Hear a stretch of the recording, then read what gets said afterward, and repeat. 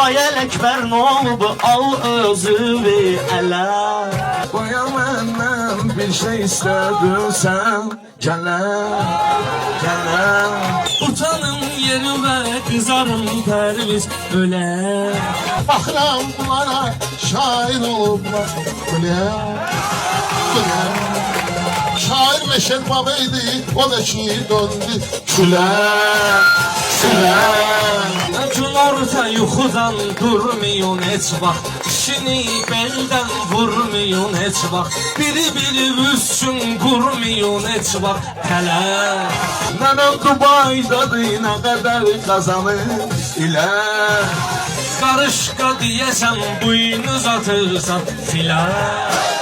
Mən olanda yox idi Pərviz bülbüllər, bülbüllər.